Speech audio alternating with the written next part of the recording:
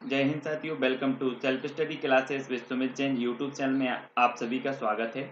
दोस्तों, आज के इस वीडियो में हम पढ़ने वाले हैं पियाजे का सिद्धांत, जीन पियाजे। ठीक है, बाल विकास की हमारी निरंतर रोज कक्षा होती है शाम को 7 साढ़े 7 बजे। ठीक है, शाम को 7:30 बजे आपको निरंतर ये वीडियो मिलेंगे और विस्तृत अध्ययन हम कर रहे हैं। पूरा का पूरा कंप्लीट कोर्स आपको करवाया जा रहा है। जीन पियाजे से पहले के बहुत सारे आपके 10 वीडियो जो हैं वो आप कंप्लीट रूप से देखें। ठीक है, तो पियाजे के सिद्धांत में हम बाल विकास का संज्ञानात्मक जो विकास का सिद्धांत इन्होंने दिया है उसको पढ़ने वाले हैं। सभी लोग वीडियो को लाइक कर देंगे। जो भी हमारे नए साथी हैं वो चैनल को सब्सक्राइब कर लेना, बेल आइकन को भी दबाना है। ठीक है, स्टार्ट करेंगे दोस्तों। ये वीडियो जन्म 9 अगस्त सन 1896 स्विट्जरलैंड में, मृत्यु 16 सितंबर सन 1980 को हुई। ठीक है, पहले जंतु विज्ञान बाद में मनोवैज्ञानिक बने। अपने ही 3 बच्चों का अवलोकन किया इन्होंने। तो ये चीज आपको याद रख लेनी है। ये कभी कभी पूछ लिया जाता है कि जीन पियाजे किस देश के विद्वान वैज्ञानिक थे, मनोवैज्ञानिक थे। तो ये स्विट्जरलैंड के थे। 1896 में इनका जन्म हुआ, 1980 में मृत्यु हो गई। ठीक है, तो ये फैक्ट भी यहाँ से एक आध क्वेश्चन पूछ लिया जाता है, तो इसको याद रख लेंगे। ठीक है, जीन पियाजे के सिद्धांत की विशेषताएं देखेंगे दोस्तों। ठीक है, यहाँ पर देखो पूरा का पूरा, इसको थोड़ा सा जूम करेंगे। पियाजे के अनुसार संज्ञानात्मक कार्य विधि की विशेषता, संगठन की विफलता के परिणाम स्वरूप अनुकूलन। ठीक है, अनुकूलन, प्राप्त नवीन सूचनाओं को बौद्धिक संरचना में व्यवस्थित करना, पूर्व ज्ञान तथा नवीन अनुभव में संतुलन स्थापित करना। ये क्या है? संज्ञानात्मक कार्य विधि की विशेषताएं हैं। अनुकूलन की प्रक्रिया, यहां पर अगर देखें तो अनुकूलन की प्रक्रिया समावेशन, आत्मसातकरण और समाविष्टीकरण, समायोजन, इसको भी 2 भागों में बांटा गया है अनुकूलन की प्रक्रिया को। एक समावेशन आत्मसातकरण और समाविष्टि समायोजन। ठीक है, नवीन अनुभवों को पूर्ववर्ती विद्यमान बौद्धिक संरचनाओं में यथावत व्यवस्थित करना, नवीन अनुभवों की दृष्टि से पूर्ववर्ती बौद्धिक संरचनाओं में सुधार करना, विस्तार करना या फिर परिवर्तन करना। तो ये कुछ विशेषताएं थी किसकी? संज्ञानात्मक कार्य विधि की कुछ विशेषताएं। ठीक है, अब इसके बाद पियाजे के संज्ञानात्मक विकास के सिद्धांत के जो है प्रयुक्त जो महत्वपूर्ण तथ्य है उनको देखेंगे। यहाँ पर पियाजे के संज्ञानात्मक विकास के सिद्धांत में प्रयुक्त महत्वपूर्ण प्रत्यय, तो बौद्धिक संरचना। ठीक है, बच्चे के मानसिक संगठन या क्षमताओं की बौद्धिक संरचना कहते हैं, तो ये बौद्धिक संरचना, ये भी यहाँ पर प्रयुक्त तथ्य है। फिर साम्य धारण या फिर संतुलन, आत्मसातकरण या फिर समाविष्टीकरण की प्रक्रिया के बीच संतुलन को क्या कहते हैं? साम्य धारण कहते हैं। ये जो कठिन कठिन प्रश्न पूछे जाते हैं ना, कठिन जो शब्द होते हैं, अब जैसे साम्य धारण है, आपको पता होनी चाहिए। बौद्धिक संरचना क्या है ये भी पता होनी चाहिए। मानसिक क्रिया, जब व्यक्ति किसी कार्य को करने के लिए क्रिया करता है तो उसे मानसिक क्रिया कहते हैं। ठीक है, स्कीमा, मस्तिष्क में संचित सूचनाओं एवं अनुभवों का जो है ढांचा होता है जिसके अनुसार व्यक्ति प्रतिक्रिया करता है, वो स्कीमा है। और यहाँ पर ये चिंतन करता है, उसे मानसिक क्रिया कहा जाता है। ठीक है, स्कीम्स और स्कीमा है ना। किसी काम को करने के लिए हमारे पास जो है विभिन्न प्रकार के क्या होते तत्व होते, उसे स्कीम्स कहते हैं। विकेंद्रीकरण, यानी किसी वस्तु की एक ही विशेषता के बारे में ना सोचकर उसके अलग अलग पहलुओं के बारे में सोचना क्या कहलाता है? विकेंद्रीकरण। तो यहाँ पर कुछ शब्द इनके सिद्धांत में आते हैं जिनको हमने देखा कि बौद्धिक संरचना है ना, साम्य धारण, संतुलन, मानसिक क्रिया, स्कीमा, स्कीम्स और विकेंद्रीकरण। इसके बारे में ये तथ्य यहाँ पर इनके प्रत्यय इनके सिद्धांत में आते हैं जिनको हमने समझ लिया। ठीक, अब दोस्तों हमें पियाजे के अनुसार संज्ञानात्मक विकास की जो अवस्थाएं हैं उनको यहाँ पर अवस्थाओं को पढ़ना है। ठीक है, तो ये संज्ञानात्मक विकास की इन्होंने अवस्था दी है, संज्ञानात्मक विकास की अवस्थाएं। ठीक है, सबसे पहले इन्होंने जो अवस्था दी है वो संवेदी पेशी अवस्था। इसका जो इन्होंने काल माना है वो 0 से 2 वर्ष माना है। ठीक है, किसने? जीन पियाजे साहब ने। और पूर्व संक्रियात्मक अवस्था 2 से 7 वर्ष माना है। ठीक है, दूसरी जो अवस्था है वो पूर्व संक्रियात्मक अवस्था 2 से 7 वर्ष। तीसरी है मूर्त संक्रियात्मक अवस्था 7 से 11 वर्ष। चौथी है औपचारिक संक्रियात्मक अवस्था 11 से 15 वर्ष। ठीक है, तो ये 4 अवस्था हैं। अब देखो यहां से क्वेश्चन कैसा बनता है, सबसे पहले तो यही बनता है कि जीन पियाजे साहब ने संज्ञानात्मक विकास की कितनी अवस्थाएं दी हैं? तब आपका उत्तर होगा 4। ठीक है। दूसरा क्वेश्चन आपसे पूछा जाएगा कि संवेदी पेशी अवस्था का इन्होंने जो काल माना है वो क्या माना है, तो 0 से 2 वर्ष माना है। ठीक है। पूर्व संक्रियात्मक अवस्था का काल क्या माना है, तो 2 से 7 वर्ष माना है। ठीक है। जीन प्याजे साहब ने जो है संज्ञानात्मक विकास की दूसरी अवस्था किसे माना है या दूसरी अवस्था कौन सी है, निम्न में से बताइए। तब आपका उत्तर होगा पूर्व संक्रियात्मक अवस्था। ठीक है। और 7 से 11 की अवस्था को जीन प्याजे ने क्या कहा है, तो मूर्त संक्रियात्मक अवस्था। औपचारिक संक्रियात्मक अवस्था का जो काल है वो क्या है, तो 11 से 15 वर्ष है। तो इस प्रकार से यहां से 4 से 5 प्रकार के प्रश्न पूछे जाते हैं जिनके लिए हमें तैयार रहना है, जो इन्होंने 4 प्रकार की अवस्थाएं बताई हैं जीन प्याजे साहब ने। एक क्वेश्चन पूछा जाता है इन्होंने किस प्रकार कौन सा सिद्धांत दिया है, तो संज्ञानात्मक विकास का सिद्धांत दिया है, ये चीज भी देखना। दोस्तों यहां पर जो अपनी पहली अवस्था है 0 से 2 वर्ष संवेदी पेशी संवेदनात्मक या फिर गामक अवस्था। ठीक है। इसको ऐसे कहा जाता है संवेदी पेशी अवस्था, संवेदनात्मक अवस्था या फिर गामक अवस्था। इस प्रकार से कई प्रकार से इसको जाना जाता है, तो इसके लिए हमें तैयार रहना है। संवेदी पेशी अवस्था के बारे में अगर हम जाने तो इसको अलग अलग प्रकार से इन्होंने क्या कहा है, तो इसकी जो विशेषताएं हैं संवेदी पेशी अवस्था की उनके बारे में जानेंगे कि इस उम्र में जो बालक है वो क्या क्या करता है। ठीक है, वो देखेंगे। तो यहां पर देखो सबसे पहले तो यही है कि प्रतिवर्त क्रियाओं की अवस्था। ये जो संवेदी पेशी अवस्था है ये क्या है, प्रतिवर्त क्रियाओं की अवस्था है। ठीक है। जन्म से 30 दिन तक क्या करता है, सहज क्रिया करता है, चूसने की क्रिया सबसे प्रबल है। ठीक है, ये इसमें होता है। नेक्स्ट है दोस्तों प्राथमिक वृत्तीय प्रतिक्रियाओं की अवस्था। इसे प्राथमिक वृत्तीय क्रियाओं की अवस्था भी कहा जाता है, प्रतिक्रियाओं का। और 1 से 4 माह तक सहज क्रियाएं, प्रतिवत क्रियाएं, है ना, समन्वित व व्यवस्थित हो जाती हैं। कुछ शारीरिक क्रियाओं का प्रदर्शन अधिक करता है। ठीक है। तीसरी विशेषता हम इसमें देखेंगे कि ये गौण वृत्तीय अनुक्रियाओं प्रतिक्रियाओं की अवस्था 4 से 8 माह तक। आनंददायक क्रियाओं की पुनरावृत्ति वस्तुओं को स्पर्श करने की क्रिया इसमें करता है। ठीक है। नेक्स्ट देखेंगे दोस्तों गौण स्कीमेटा के समन्वय की अवस्था 8 से 12 माह तक। नए लक्ष्य तथा पहुंचने के लिए अर्जित ज्ञान का उपयोग करना, स्कीमा का सामान्यीकरण करना। ठीक है। नेक्स्ट देखेंगे तृतीय वृत्तीय प्रतिक्रियाओं की अवस्था 12 से 18 माह। वस्तुओं को उठाने, गिराने, जोड़ने, तोड़ने जैसी क्रियाएं अधिक होती हैं इस अवस्था में, है ना। और भी देखेंगे 18 से 24 माह तो प्रतीकात्मक चिंतन की अवस्था है। 18 से 24 माह की वस्तु स्थायित्व का गुण, प्रतीकात्मक चिंतन का गुण इसमें आ जाता है। तो ये जो संवेदी पेशी अवस्था है इसको भी विभिन्न अलग अलग विशेषताओं के माध्यम से हमने यहाँ पर देखा, प्रकट किया, जिनके बारे में हमने जाना। और भी देखते हैं यहाँ पर देखें कि संवेदी पेशी या संवेदनात्मक गामक अवस्था की विशेषताएं। इस अवस्था में बच्चे बुद्धि का प्रदर्शन गत्यात्मक क्रियाओं द्वारा करते हैं। ठीक है, गत्यात्मक क्रियाओं द्वारा। संसार के विषय में ज्ञान सीमित होता है।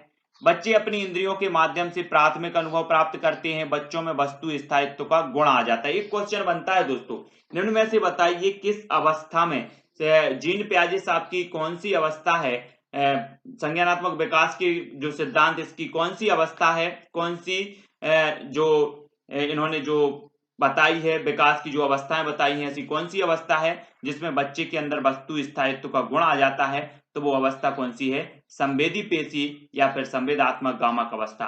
ठीक है। संसार के विषय में सीमित ज्ञान तो होता है, सभी को पता है। पूर्व संक्रियात्मक अवस्था के बारे में जानेंगे। जो दूसरी जो अवस्था है 2 से 7 वर्ष की अवस्था, उसे पूर्व संक्रियात्मक अवस्था कहते हैं। इसके बारे में जानेंगे कि पूर्व संक्रियात्मक अवस्था 2 से 7 वर्ष की अवस्था है। संकेतात्मक कार्यों व भाषा प्रयोग की अवस्था इसे कहा जाता है। ठीक है, तो ये चीज आपको याद रखनी है। पूछा जाएगा कि संकेतात्मक कार्यों व भाषा प्रयोग की जो अवस्था है वो कौन सी है, 2 से 7 वर्ष है। ठीक है। और इसको 2 भागों में बांटा गया, पूर्व प्रत्यात्मक काल और अंतरदर्शी अवधि। तो 2 से 4 वर्ष का जो काल है वो पूर्व प्रत्यात्मक काल और अंतरदर्शी जो अवधि है वो 4 से 7 वर्ष है। ठीक है। तो इसमें देखें पूर्व प्रत्यात्मक काल में 2 से 4 वर्ष में इसे खोज की अवस्था कहते हैं। क्यों तथा कैसे प्रश्नों के उत्तर जानने के प्रयास होते हैं। इसमें अनुकरण की प्रवृत्ति होती है। भाषा विकास के लिए महत्वपूर्ण आत्म केंद्रिता की भावना और जीववाद की भावना। तब आपसे एक क्वेश्चन यहां से बनता है दोस्तों, आपसे सीधा सा क्वेश्चन पूछ लिया जाता है की खोज की जो अवस्था है वो कौन सी अवस्था है, तब आपका जो उत्तर होता है कौन सी अवस्था है, पूर्व संक्रियात्मक अवस्था।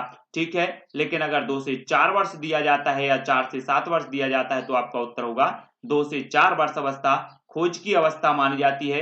क्योंकि ऐसे प्रश्नों के उत्तर जो किस अवस्था की विशेषता मानी जाती है, तो ये मानी जाती है पूर्व संक्रियात्मक अवस्था की। अनुकरण की प्रवृत्ति पूर्व संक्रियात्मक अवस्था भाषा विकास के लिए महत्वपूर्ण है, तो वो कौन सी है, पूर्व संक्रियात्मक अवस्था या फिर पूर्व प्रत्यात्मक काल, इसमें अगर बात करें तो। ठीक है, जीववाद की भावना भी इसी में है, 2 से 4 वर्ष यानी पूर्व प्रत्यात्मक काल, इनको याद रख लेना है दोस्तों।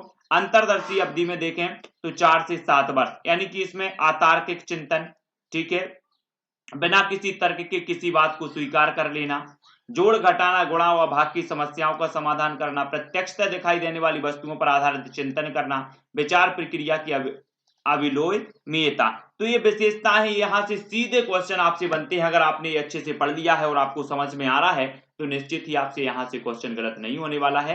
तो वीडियो को सभी लोग लाइक जरूर करेंगे। बहुत अच्छे अच्छे छोटे छोटे फैक्टों के माध्यम से हम ये अध्ययन कर रहे हैं। पूर्व संक्रियात्मक अवस्था की कुछ विशेषताएं हैं, तो इसमें देखें कि इस अवस्था में स्मृति और कल्पना विकसित हो जाती है। ठीक है, इस अवस्था में चिंतन अतार्किक तरीके से होता है। आपसे पूछा जाएगा क्वेश्चन कि किस अवस्था में संज्ञानात्मक विकास की किस अवस्था में चिंतन अतार्किक होता है, तो अतार्किक होता है 2 से 7 वर्ष की अवस्था या पूर्व संक्रियात्मक अवस्था। ठीक है, इस अवस्था में भाषा का प्रयोग परिपक्व हो जाता है। ठीक है, इस अवस्था में बालक स्वयं केंद्रित हो जाता है, स्वयं को अपने कार्यों तक ही सीमित रखता है। ठीक है, तो ये चीज इसकी विशेषता है, इनको हमें याद रखना है। और भी देखें तो बालक अपने परिवेश की वस्तुओं को पहचानने और उनमें भेद करने प्रारंभ कर देता है। पूर्व संक्रियात्मक अवस्था में, इस अवस्था में संप्रत्यय निर्माण की प्रक्रिया प्रारंभ हो जाती है। वे वस्तुओं को समूहों में विभाजित कर उनके नाम देना प्रारंभ कर देते हैं। इस अवस्था में अविलेमीयता है ना का गुण या पलटकर सोचने की शक्ति का अभाव पाया जाता है। इस अवस्था में बच्चे वस्तुओं को उनकी संख्या व परिमाण के संदर्भ में सही रूप से समझ नहीं पाते या संरक्षण नियम के ज्ञान का अभाव होता है। तो यहाँ पर हमने पूर्व संक्रियात्मक अवस्था पढ़ा, जिसका जो समय माना जाता है 2 से 7 वर्ष माना जाता है, जिसको 2 भागों में बांटा गया। दोस्तों यहाँ पर हमने पढ़ लिया कि ये जो पूर्व संक्रियात्मक अवस्था है इसको 2 भागों में बांटा गया। एक तो बांटा गया कौन कौन सा, यहाँ पर देखो, ए पूर्व संक्रियात्मक अवस्था, एक पूर्व प्रत्यात्मक काल और अंतरदर्शी अवधि। ठीक है, इनके बारे में अलग अलग तरीके से 2 से 4 वर्ष पूर्व प्रत्यात्मक काल और 4 से 7 वर्ष अंतरदर्शी अवधि। ठीक है, इसके बारे में हमने जाना। अब जानेंगे मूर्त संक्रियात्मक अवस्था के बारे में। जो तीसरी अवस्था है वो अवस्था कौन सी है, 7 से 11 वर्ष की अवस्था, वो है मूर्त संक्रियात्मक अवस्था। इसके बारे में जानेंगे, इसकी विशेषताएं जानेंगे। मूर्त संक्रियात्मक अवस्था 7 से 11 वर्ष की अवस्था है और मूर्त या फिर ठोस वस्तुओं के संबंध में तार्किक चिंतन की योग्यता। हमने इसके पहले पढ़ा था अतार्किक चिंतन, हमने पढ़ा था पूर्व संक्रियात्मक अवस्था में, और तार्किक चिंतन की अगर बात करें तो मूर्त संक्रियात्मक अवस्था। मापने तौलने और गिनने की योग्यता इसमें आ जाती है ना। 3 मानसिक योग्यताओं में निपुणता आ जाती है। कौन कौन सी, संरक्षण का सिद्धांत, संबंध और वर्गीकरण। ठीक है, किसी वस्तु की मात्रा पर उसके आकार में परिवर्तन करने या उसको हिस्सों अथवा टुकड़ों में विभक्त कर देने का कोई प्रभाव नहीं पड़ता। संरक्षण के ज्ञान के लिए 2 गुणों का होना अनिवार्य है, एक तो विलोमीयता और तार्किक जो है गुणितता। संबंध की बात करें तो किसी वस्तु को उनकी विशेषताओं, ऊंचाई, भार, लंबाई आदि के आधार पर क्रमबद्ध तथा व्यवस्थित करने की क्षमता।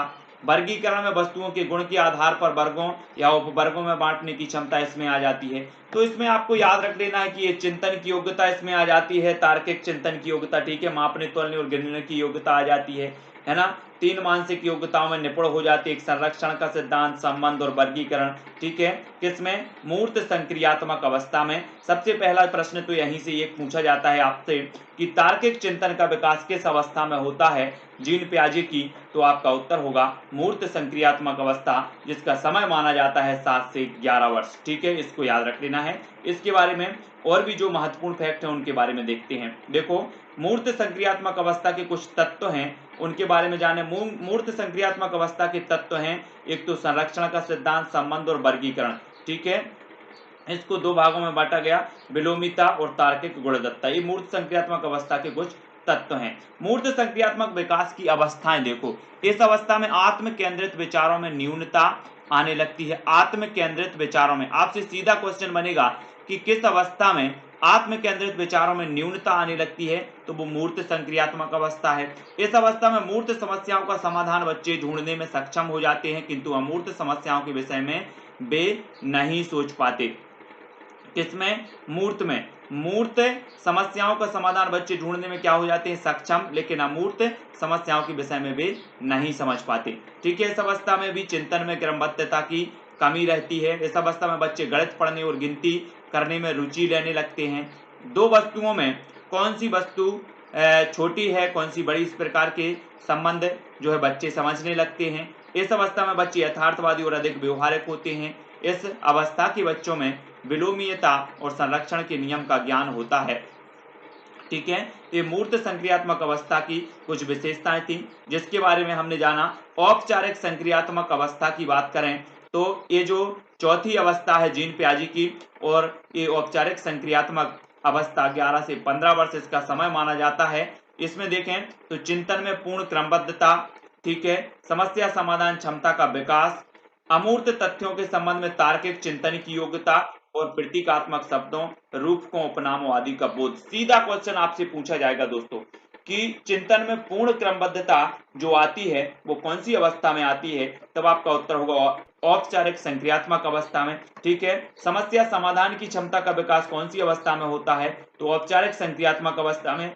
अमूर्त तथ्यों के संबंध में बच्चा तार्किक चिंतन करने लगता है, तो वो औपचारिक संक्रियात्मक अवस्था में। हमने पढ़ा था कि मूर्त संक्रियात्मक जो अवस्था है, बालक मूर्त विचारों के बारे में जानता है, मूर्त कल्पनाओं के बारे में, है ना, तो मूर्त चिंतन करता है, लेकिन अमूर्त तथ्यों के बारे में जानने लगता है, योग्यता आ जाती है, तो वो है औपचारिक संक्रियात्मक अवस्था में। ठीक है, और इसके बारे में हम जानेंगे कुछ महत्वपूर्ण फैक्टों के, यहां पर देखेंगे।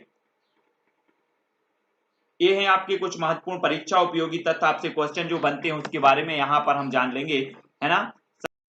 पहले हम देखेंगे कि पियाजे की संज्ञानात्मक विकास के सिद्धांत में दो क्रियाएं होती हैं।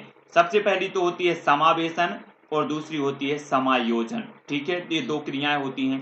प्रचलित योजनाओं में नई जानकारी जोड़ने को इस नाम से जाना जाता है, तो वो आत्मसातकरण, है ना। आत्मसात, नई जानकारी जोड़ने को क्या जाना जाता है? आत्मसातकरण, है ना। बच्चे सक्रिय ज्ञान निर्माता तथा नन्हे वैज्ञानिक होते हैं जो संसार के बारे में अपने सिद्धांतों की रचना करती है। विचार दिया है तो पियाजे साहब ने दिया। नवीन जानकारी को शामिल करने के लिए वर्तमान स्कीमा में बदलाव की प्रक्रिया कहलाती है, तो समायोजन कहलाती है। ठीक है, 2 से 7 वर्ष का बच्चा संज्ञानात्मक विकास की इस अवस्था में होता है जिसे कहते हैं पूर्व संक्रियात्मक अवस्था। ठीक है, 2 से 7 वर्ष बच्चे दुनिया के बारे में अपनी समझ का सृजन करते हैं। ये किसने कहा? पियाजे साहब ने कहा। घटना और वस्तुओं के बारे में एक बच्चा तार्किक रूप से सोच सकता है, इस अवस्था से संबंधित है, तो वो मूर्त संक्रियात्मक अवस्था से संबंधित है। संज्ञानात्मक विकास के किस चरण पर बच्चा वस्तु स्थायित्व को प्रदर्शित करता है, तो ये क्वेश्चन कई बार पूछा गया, वस्तु स्थायित्व को तो संवेदी प्रेरक चरण पर। ठीक है, तो ये कुछ महत्वपूर्ण प्रश्न थे जो पूछे जाते हैं हमेशा परीक्षाओं में। दोस्तों वीडियो कैसा लगा कमेंट के माध्यम से जरूर बताएं। रोज शाम को 7:30 बजे आपको निरंतर कक्षाएं मिलेंगी, तो शाम को 7:30 बजे आपको रोज पढ़ना है विस्तृत अध्ययन बाल विकास का। नेक्स्ट हमारा जो वीडियो होगा वह वाइगोत्स्की का सिद्धांत होगा, इसके बारे में हम पढ़ेंगे, इनका सिद्धांत क्या कहता है उसके बारे में जानेंगे। ठीक है, सभी लोग वीडियो को लाइक जरूर कर लेना, वीडियो को शेयर करना है, जो भी हमारे नए साथी हैं वो चैनल को सब्सक्राइब और बेल आइकन को दबा देना। और टेलीग्राम ग्रुप से जुड़ने के लिए आपको टेलीग्राम ऐप डाउनलोड करना है, उसमें सर्च करना है IAS स्टडी ट्रैक और ज्वाइन हो जाना है। दोस्तों आज के वीडियो के लिए बस इतना ही। जय हिंद।